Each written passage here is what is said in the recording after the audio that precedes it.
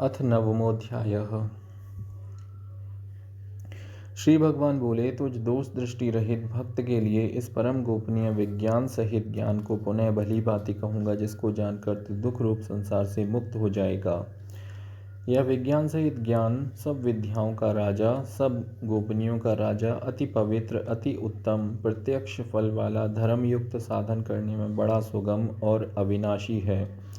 हे परंतप, इस उपयुक्त धर्म में श्रद्धा रहित पुरुष मुझको न प्राप्त होकर मृत्यु रूप संसार चक्र में भ्रमण करते रहते हैं।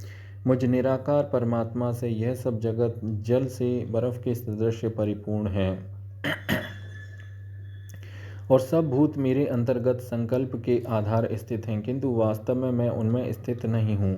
वे सब भूत मुझ में स्थित नहीं हैं, किंतु मेरी ईश्वरीय योग शक्ति को देख के भूतों का धारण पोषण करने वाला और भूतों को उत्पन्न करने वाला भी मेरा आत्मा वास्तव में भूतों में स्थित नहीं है। जैसे आकाश से उत्पन्न सर्वत्र विचरने वाला महान वायु सदा आकाश में ही स्थित है, वैसे ही मेरे संकल्प द्वारा उत्पन्न होने से संपूर्ण भूत मुझमें स्थित हैं, ऐसा जान। हे अर्जुन, कल्पों के अंत में सब भूत मेरी प्रकृति को प्राप्त होते हैं, अर्थात प्रकृति में लीन होते हैं, और कल्पों के आदि में उनको मैं फिर रचता हूँ। अपनी प्रकृति को अंगीकार करके स्वभाव के बल से परतंत्र हुए संपूर्ण भूत समुदाय को बार बार उनके कर्मों के अनुसार रचता हूँ। हे अर्जुन, उन कर्मों में आसक्ति रहित और उदासीन के सदृश स्थित मुझ परमात्मा को वे कर्म नहीं बांधते। हे अर्जुन, मुझ अधिष्ठाता के सकाश के प्रकृति चराचर सहित सर्व जगत को रचती है, और इस हेतु से ही यह संसार चक्र घूम रहा है।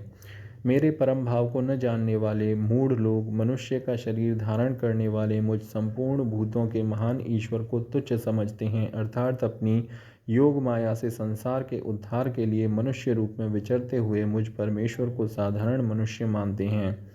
वे व्यर्थ आशा, व्यर्थ कर्म और व्यर्थ ज्ञान वाले विक्षिप्त चित्त अज्ञानी जन राक्षसी, आसुरी और मोहिनी प्रकृति को ही धारण किए रहते हैं। परंतु हे कुंती पुत्र, देवी प्रकृति के आश्रित महात्मा जन मुझको सब भूतों का सनातन कारण और नाश रहित अक्षर स्वरूप जानकर अनन्य मन से युक्त होकर निरंतर भजते हैं। वे दृढ़ निश्चय वाले भक्तजन निरंतर मेरे नाम और गुणों का कीर्तन करते हुए तथा मेरी प्राप्ति के लिए यत्न करते हुए और मुझको बार बार प्रणाम करते हुए सदा मेरे ध्यान में युक्त होकर अनन्य प्रेम से मेरी उपासना करते हैं। दूसरे ज्ञान योगी मुझ निर्गुण निराकार ब्रह्म का ज्ञान यज्ञ के द्वारा अभिन्न भाव से पूजन करते हुए मेरी उपासना करते हैं, और दूसरे मनुष्य बहुत प्रकार से स्थित मुझ विराट स्वरूप परमेश्वर की पृथक भाव से उपासना करते हैं। क्रतु में हूँ, यज्ञ में हूँ, स्वधा में हूँ, औषधि में हूँ, मंत्र में हूँ, घृत में हूँ, अग्नि में हूँ, और हवन रूप क्रिया भी मैं ही हूँ।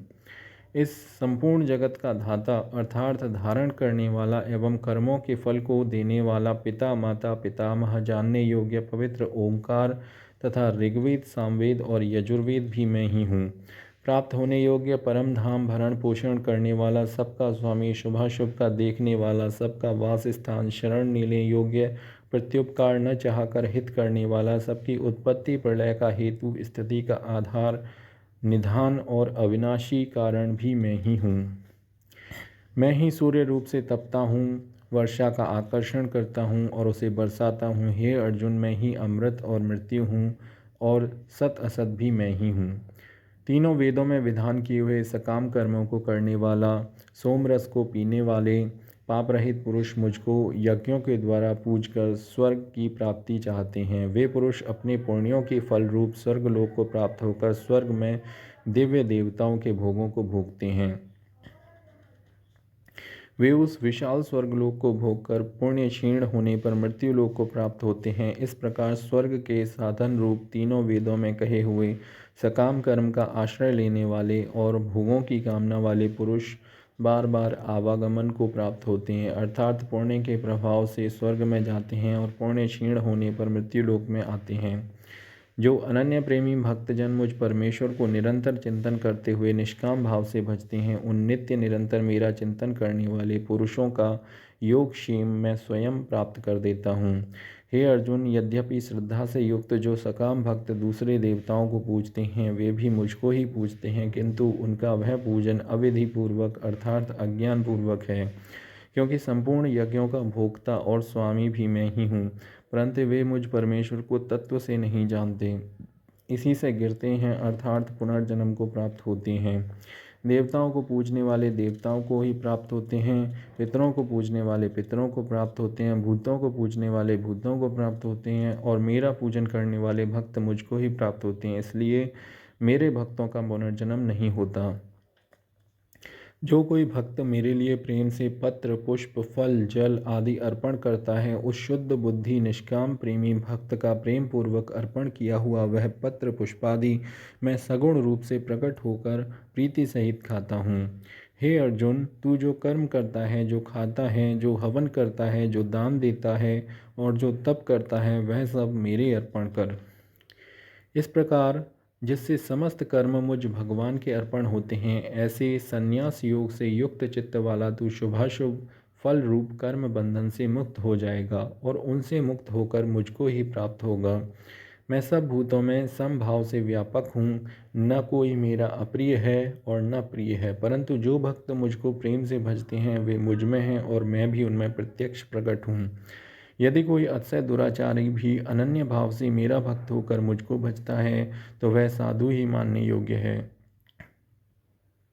क्योंकि वह यथार्थ निश्चय वाला अर्थात उसने भली भांति निश्चय कर लिया है कि परमेश्वर के भजन में के समान अन्य कुछ भी नहीं है। वह शीघ्र ही धर्मात्मा हो जाता है और सदा रहने वाली परम शांति को प्राप्त होता है। हे अर्जुन, तू निश्चयपूर्वक सत्य जान कि मेरा भक्त नष्ट नहीं होता। हे अर्जुन, स्त्री, वैश्य, शूद्र तथा पाप योनि चांडाल आदि जो कोई भी हो वो मेरे शरण होकर परम गति को प्राप्त होते हैं। फिर इसमें कहना ही क्या, जो पुण्यशील ब्राह्मण तथा राजर्षि भक्तजन मेरी शरण होकर परम गति को प्राप्त होते हैं, इसलिए तू सुख रहित और क्षण भंगुर इस मनुष्य शरीर को प्राप्त होकर निरंतर मेरा ही भजन कर। मुझ में मन वाला हो, मेरा भक्त बन, मेरा पूजन करने वाला हो, मुझको प्रणाम कर। इस प्रकार आत्मा को मुझ में नित्य नियुक्त करके मेरे परायण होकर तू मुझको ही प्राप्त होगा। ओम तत्सति भगवद गीता सुपनिषत्सु ब्रह्म विद्यायाम योग शास्त्रे श्री कृष्णार्जुन संवादे राज विद्या राजगुह्य योगो नाम नवमोऽध्यायः।